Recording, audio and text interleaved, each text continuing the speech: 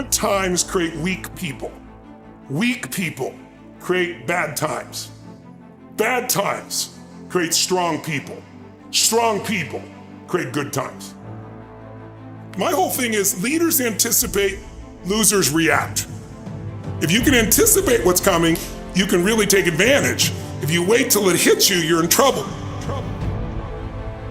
The biggest problem people have is they think they're not supposed to have any. Problems are the fuel for growth.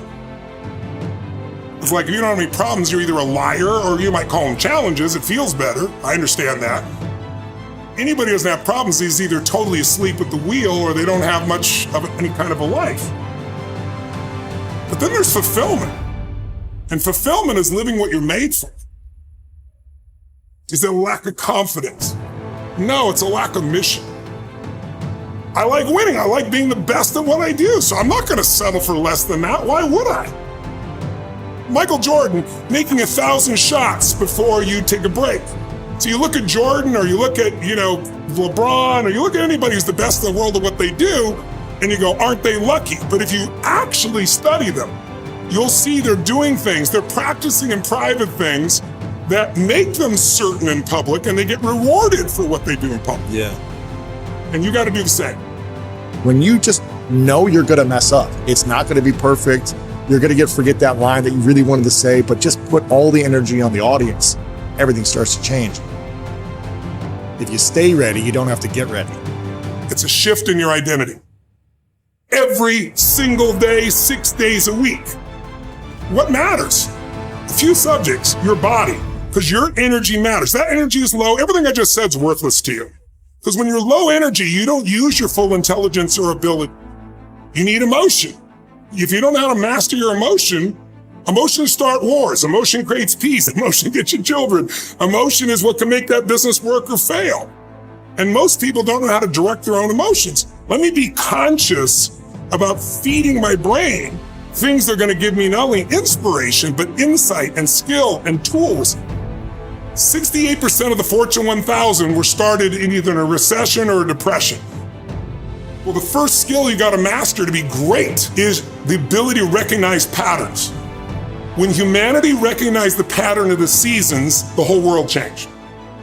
Because we went from hunter-gatherers trying to survive from place to place where we're exposed to everything to, wait a second, if we plant in the springtime, we protect in the summer, we reap in the fall, and then we hang on to some of that so we can live through the winter. That created communities for the first time, and then eventually cities and states and countries. So that changed the world. What'll change a person's life is when you realize there's also a set of seasons in your own life.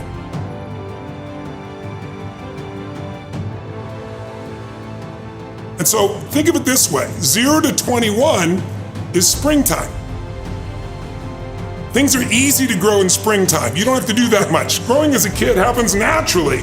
But overall, life is supporting you. It's sending you, teaching you, sharing with you. Now, when you get from 21 to 41 or 22 to 42, whatever range you want to talk about, you now are in the real world. And now you go test what you learned in your springtime. So you start to learn, test, figure out what's real. And it's an important stage of life. 42, 43 to 62, 63 is the power of your life. If you worked hard in the spring and the summer and you put yourself out there and you planted, it's a reaping time. It's a time when you really become a leader. And then if you're lucky, you go from 63 to 83 and maybe 83 to 103, and you have an extended final season of your life where you get to be the mentor, you get to share. You get to make a difference. And maybe towards the end of your life, people look out for you again after you looked out for everybody else. That's kind of the cycle of life. What if you're born in 1910? World War I ends, the world looks like it's a great place, new technology, cars, radio, and then what happens? An explosion of abundance, the roaring 20s. And so you're a kid, you're 14, 15 years old, and you're like, I can't wait to get a car, to go. But what happened when that person hit the next stage of life at 19, 20, 21 years old? As they came of age, it's 1929. And suddenly, people are jumping out of buildings, total depression, Dust Bowl, nobody's got jobs. It looks horrific, and it was horrific. But did they get a break? No, when they turned 29, it's 1939. It looked like the whole world was gonna end. Hitler was sweeping across Europe, bombing London. It literally looked like the world as we know it was over. This is what gives me great optimism for everyone watching here. Winter's not forever. No pandemic lives forever. Everything changes and everything ends. And the good news about winter is it's always followed by springtime. What follows the night? The daytime. What a cool way to set it up if you were God or the universe. The first thing I do every single morning is I go in freezing cold water. And when you jump in, it never feels good to go in, but getting out, you feel incredible. But I do it for a different reason. I do it to train my brain to say, when I say now, it means now. When I say go, we go. I don't stand there because it's cold and go maybe in a minute when I'm ready.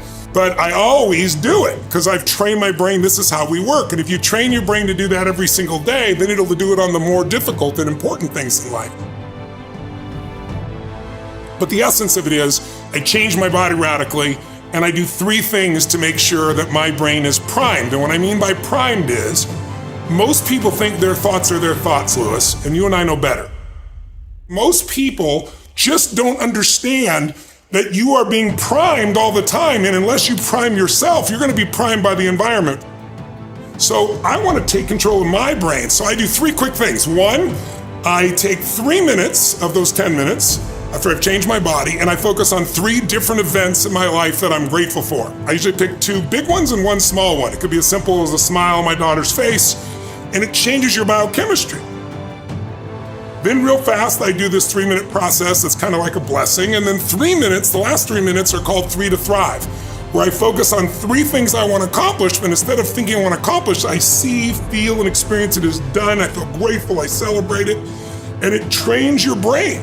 So in 10 minutes, I'm done. 3rd thing that I'll do, I immediately send a message or a text or an audio message to somebody as a sincere compliment. And I don't go, dude, great job, or wow, you're cool.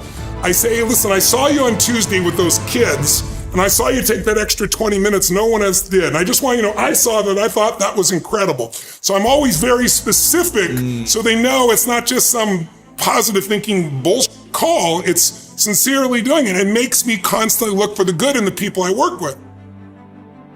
4th thing I do is whatever I don't want to do, the most challenging part of the day.